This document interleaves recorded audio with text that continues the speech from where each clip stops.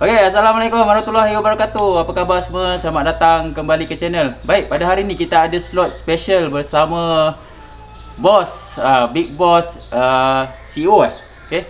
CEO Halo Telco. Siapa tahu Halo Telco? Ini dia punya bos lah. Orang yang saya dah kenal dah beberapa tahun. So hari ni berpeluang interview beliau kerana dia ada datang dekat Melaka sekarang ni. Jadi kita nak tanya dia lah. So dia perkenalkan diri sikit dan kata apa? Kita minta dia cerita sikit bagaimana tercetusnya idea membina Halo Telco, cabaran-cabaran dia dan sedikit pesanan untuk usahawan-usahawan dekat luar sana. Okey? Kita terus pergi dekat saudara Syukek. Okey? Okey, Syukek ni nama sebenar ke atau macam mana? Mana datang ni? Atau nama sebenar apa? Dan bagaimana datangnya nama Syukek tu? Oh, nama Syukek datangnya daripada cikgu lah, cikgu suara rendah. Jadi melekat sampai sekarang lah. Biasa kalau mak panggil Syukri lah, Syukri. Jadi bila cikgu melekat Syukek tu, sebab Syukri ni banyak orang pakai kan. Jadi kita okey lah, kita guna nama Syukek sampai ketua ni lah. Sebab dah ada X belakang kan. Jadi kita try lah sampai ketua ni. Okey, bagaimana bermulanya orang kata bisnes dalam bidang telekomunikasi ni dan tercetusnya idea lahirnya Halo Telco? Okey, sebelumnya lahir Telco ni adalah sebab sebelum ni pun kita memang buat bidang telco lah kat Johor Bahru. Jadi masa tu kita menjual pelbagai produk lah, produk telco, dan kita nampak tu adalah peluang lah. Tapi bangkit naik. Masa tu kat Johor kita ada 7 kedai lah. Tetapi kita jatuh bankrupt terus ketika 2 tahun lepas lah. Jadi kita terus pindah ke KL secara mengejut. Ketika itulah rumah pun dah hampir kena lelong sampai. Jadi bila kita ke KL ni, kita bangkit semula lah dengan kekuatan yang barulah. Lepas tu kat situlah wujudnya brand Halo Telco ni lah. Barulah kita mencari ejen. Jadi konsep yang baru kita buat adalah kita punya impian nak kaya ni adalah sebab nak bantu orang lah. Jadi mungkin tu yang rezeki datang mencurah-curah lah. Mungkin ada sebab, mungkin lah sebab tu lah. Jadi kita teruskan jugalah dengan misi kerja bantu orang lah. Jadi apa yang kita dapat hari ni, yang kita kecapi, kita kena ingat yang tu adalah hak orang lain jugalah, bukan hak kita seorang lah. Okey, apa cabaran dalam, sebab kita tahu telco ni banyak, kita ada macam-macam brand, betul tak? Ya, dan yalah, persaingan dia cukup besar. Jadi apakah orang kata kenapa anda berani untuk membuat satu lagi brand telco dan kelebihan-kelebihannya lah yang orang kata tak ada pada telco-telco lain? Okey, sebab memang kita tahu kita pun tak mampu nak bersaing dengan yang besar lah. Tetapi mungkin dengan kerjasama kita dengan Tuntok ni, kadang-kadang ada idea daripada Tuntok, kita pun try membawa cara baru, penyampaian baru kepada orang luar lah, mencari pendapatan sampingan.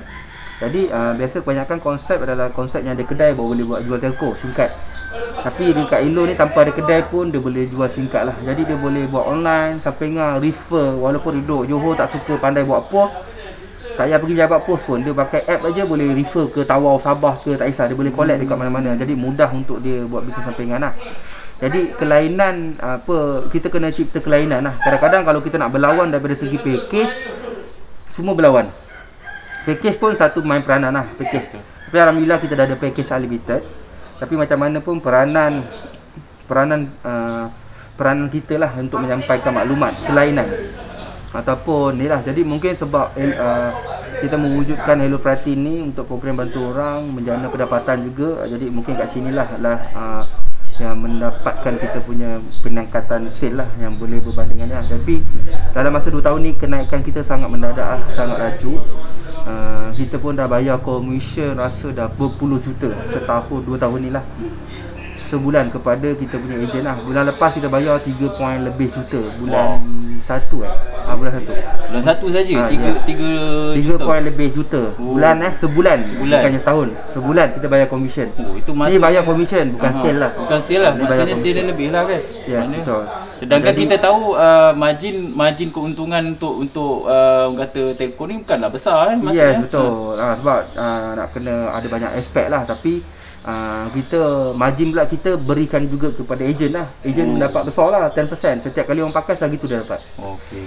Jadi macam company pula kita pecahkan lah kepada automatic the infak lah. Infak kepada Hello Platin, bantuan untuk ni, marketing, kita macam-macam kita kena buat lah, kita kena asingkan.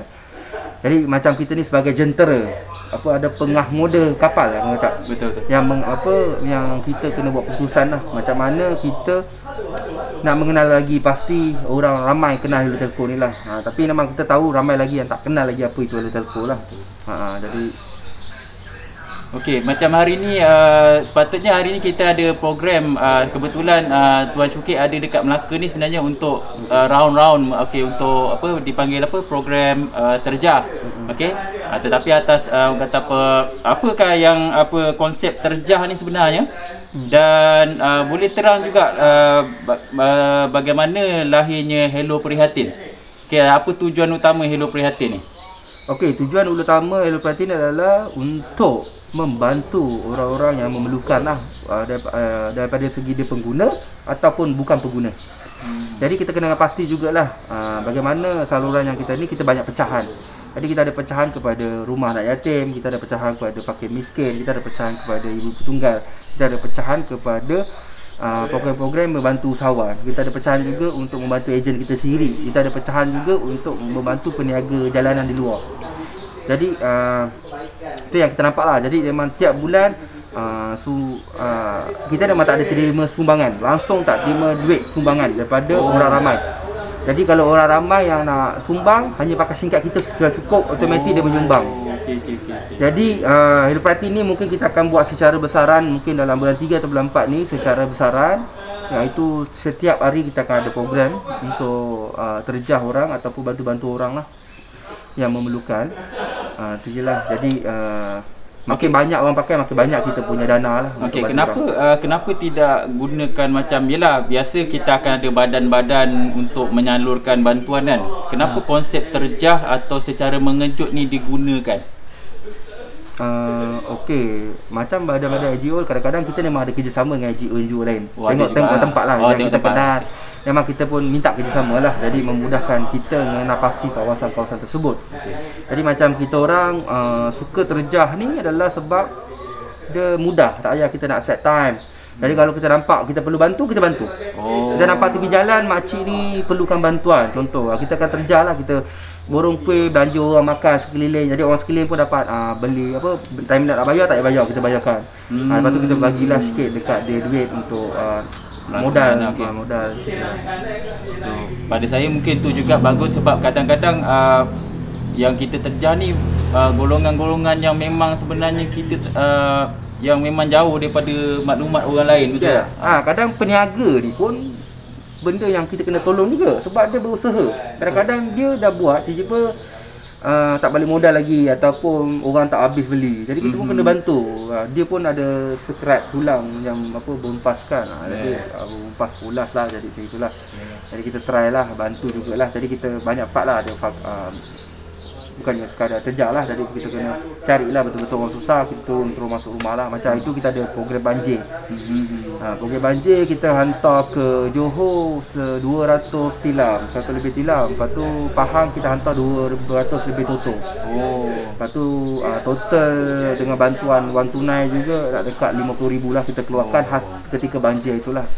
Jadi kita pun serahkan juga water jet hari itu untuk diorang membersihkan rumah. Tapi memang kita nampak paling kesian adalah Pahang lah. Sangat-sangat teruk. Jadi macam kita orang try cuba yang sebaik mungkin lah. Cuma Sabah kita akan turun. Sabah kita ada, kita dah turunkan bantuan wang tunai, cuma tak sempat lagi nak turun sebab PKP. Jadi insyaAllah masa dekat kita akan turun ke Sabah lah. Sana pun ada banjir itu kan. Okey, baik. Untuk soalan terakhir, macam perancangan lah dalam masa terdekat ni untuk Halo Telco dan mungkin akan datang, apakah perancangan, adakah mungkin ada program-program terbaru ke dari segi orang kata apa, tawaran-tawaran daripada Halo, atau perancangan untuk prihatin sekali macam mana? Okey, untuk misi 21 adalah kita akan ubah strategi yang baru, adalah lebih fokus kepada Hello Prihatin. Jadi all-out tahun ni adalah sebab kita tahu semua orang ekonomi tengah jatuh, jadi kita akan all-out dengan program Hello Prihatin lah. Jadi macam mana pun kita orang masih kekal lagi bernafas, sebab ketika PKP sale juga makin naik. Jadi bila sale makin naik tu, jadi kita kena bantu jugalah orang. Jadi makin banyak kita kena bantu. Jadi rasa memang tahun ni kita akan fokus pada Hello Prihatin punya part, dan juga tidak lupa dengan program-program baru kita lah. Macam kita pun akan ada kabel Hello brand sendiri, Hello App. Kabel tu pun dah siap, cuma kita akan lancar dalam masa dekat ni. Lepas tu Hello Mask Gold lah, Gold Bar. Jadi Gold Bar tu pun satu yang bagus, sebab kita nak menggalakkan orang menyimpan emas sambil dia menjana pendapatan. Jadi kadang-kadang dia menjana pendapatan, dia nak simpan duit tak pandai, jadi dia boleh beli emas untuk simpan. Mungkin emas tu boleh naik harga, akan datang dia boleh jual lah. Tu program-program yang kita tambahan lah. Dan kita pun ada masuk juga produk-produk wifi rumah, produk postpaid. Jadi itu untuk penambahan komisen kita punya rakan niaga lah, ejen. Okey, baik. Itulah dia. Hari ni memang saya beruntung sebab berpeluang untuk interview CEO sendiri. Kalau ikutkan nak jumpa orang kata CEO Hello, orang kata Telco ni mungkin susah, betul tak? Tapi hari ni kebetulan beliau ada di sini, dan saya pun dah mengenali beliau dalam beberapa tahun, dan kata dia kontak saya untuk ada buat aktiviti sedikit, dan hari ni kita peluang untuk masuk dalam saya punya channel untuk kita beritahu apakah sebenarnya yang dilakukan oleh Hello Telco secara ringkas lah. Okey, untuk video yang pendek ni. Jadi diharapkan korang pun dah tahu sebenarnya kalau kita pakai, saya belum lagi menggunakan SIM card ni pun, tapi bila dapat tahu orang kata apa banyak sebenarnya ke arah kebajikan. Jadi bolehlah korang kalau kata nak tu, carilah dealer-dealer yang terdekat, dan korang boleh subscribe channel diorang pun ada channel, saya letak link dekat description. Diorang akan update mengenai prihatin dan juga produk-produk yang berkaitan lah. Okey, saya ucapkan terima kasih Tuan Syukit kerana meluangkan masa untuk interview. Hari ni kita cakap macam formal sikit lah. Terpaksa kan dia macam bila interview orang dia jadi tune dia lain sikit. Okey, yes. Okey guys, jangan lupa subscribe. Kita jumpa lagi pada konten yang akan datang. Kalau apa-apa komen, cadangan, penambahbaikan, tolong komen dekat bawah, dan kita jumpa lagi. Okey, Assalamualaikum dan salam sejahtera. Bye bye.